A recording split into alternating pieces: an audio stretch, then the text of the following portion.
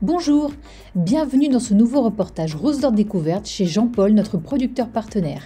Nous avons rendez-vous à Saint-Pardoux-du-Breuil dans le Lot-et-Garonne. C'est ici qu'il cultive ses gerberas et germinies. C'est en 1975, après son service militaire, que Jean-Paul est embauché chez Rose d'Or par Bernard Allary. Pendant près de 7 ans, il sera chef de culture avant de racheter son entreprise actuelle. Aujourd'hui, il cultive près de 80 variétés de gerberas et germinies ainsi que des fraises.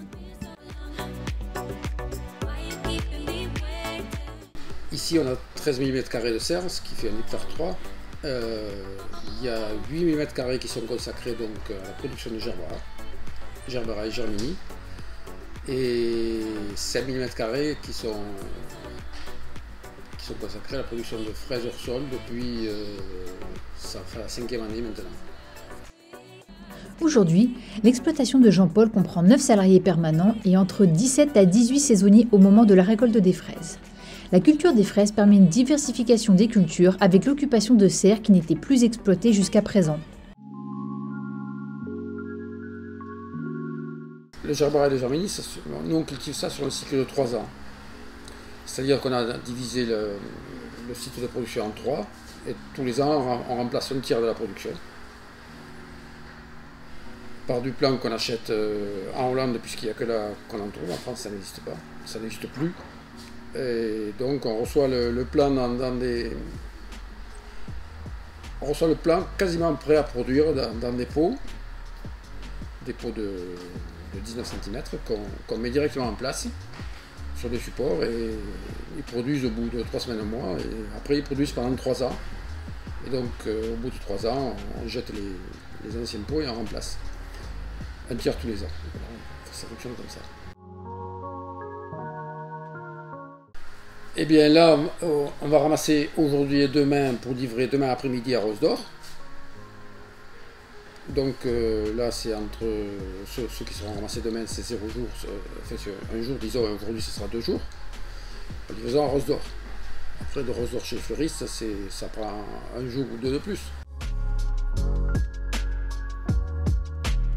Après, au niveau des variétés en elles-mêmes, le choix, ce qu'on regarde, c'est ce dont je vous ai déjà parlé, mais la longueur de tige. On essaie d'avoir des tiges suffisamment longues, parce qu'on peut avoir des problèmes de trempage des fleurs autrement, et puis après, autrement, je vous dis, c'est le marché qui commande. Cette année, les couleurs les plus populaires sont le orange et le rose. Parmi les grandes nouveautés, nous trouvons les fireworks, les boléros ainsi que les pastini. Les cœurs noirs ont longtemps été privilégiés, mais les cœurs verts font leur grand retour. Qui a une bonne tenue en vase principalement, et qui est pas trop fragile dans le transport et la manutention. Principalement, c'est ça.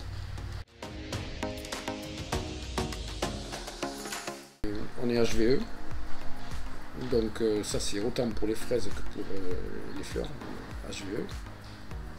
Donc on limite beaucoup tout ce qui est... On fait attention à tout ce qui est traitement, traitement des eaux d'irrigation, enfin traitement, recyclage des eaux d'irrigation.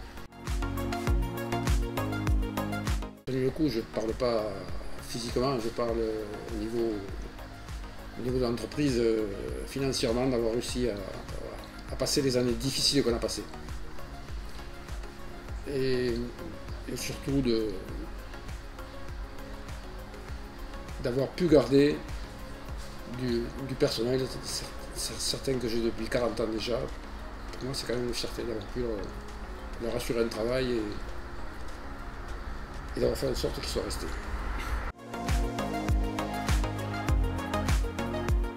Ah, pour moi, c'est Rose d'Or. Si je suis encore là, c'est grâce à Rose d'Or, parce qu'on a un système de vente qui, quand même, a toujours bien valorisé nos produits. Et bon, sans Rose d'Or, je ne serais plus là depuis longtemps, hein, c'est clair. D'abord, c'est probable que je n'aurais jamais fait ça, déjà, à la base. Mais pour moi, c'est ça, principalement.